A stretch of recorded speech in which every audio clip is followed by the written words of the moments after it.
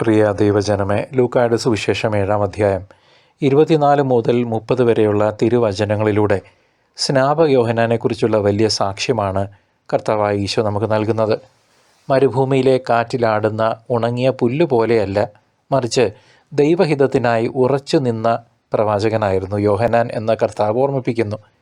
പ്രവാചകരെക്കാൾ വലിയവനും കർത്താവിന് വഴിയൊരുക്കാൻ വന്ന ദൂതനുമായി യോഹന്നാനെ വിശേഷിപ്പിക്കുമ്പോൾ ദൈവരാജ്യത്തിൻ്റെ മഹത്വം എത്ര വലുതാണെന്ന് നാം തിരിച്ചറിയണം. എന്നാൽ പരീശന്മാരും നിയമജ്ഞരും യോഹന്നാനിൽ നിന്ന് സ്നാനം സ്വീകരിക്കാൻ വിസമ്മതിച്ചതുകൊണ്ട് തങ്ങളെക്കുറിച്ചുള്ള ദൈവഹിതം നിരസിക്കുകയാണ് ചെയ്തത്.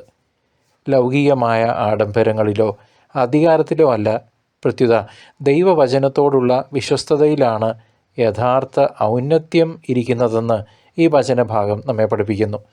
പ്രിയ സഹോദരങ്ങളെ, നമ്മുടെ ജീവിതത്തിൽ കർത്താവിൻ്റെ വഴികൾ ഒരുക്കാൻ നാം ഓരോരുത്തരും വിളിക്കപ്പെട്ടിരിക്കുന്നു.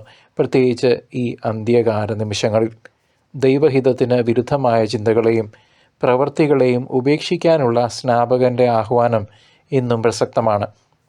കർത്താവിൻ്റെ രണ്ടാമത്തെ വരവ് അടുത്തിരിക്കുന്ന ഈ കാലഘട്ടത്തിൽ ഹൃദയപൂർവമായ അനുതാപത്തിലൂടെ മാത്രമേ നമുക്ക് കർത്താവിനെ സ്വീകരിക്കാൻ സാധിക്കൂ.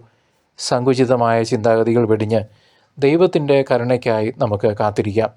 അനുതപിക്കുന്ന ഹൃദയങ്ങളിൽ ദൈവം തൻ്റെ വാസസ്ഥലം ഒരുക്കുന്നു. അതിനാൽ പ്രത്യാശയോടെ നമ്മുടെ പാപങ്ങൾ ഏറ്റുപറഞ്ഞ് വിശുദ്ധിയിൽ വളരാം. കർത്താവായ യേശു മഹത്വത്തോടെ വരുന്നത് കാണാൻ നമുക്ക് ഒരുങ്ങാം.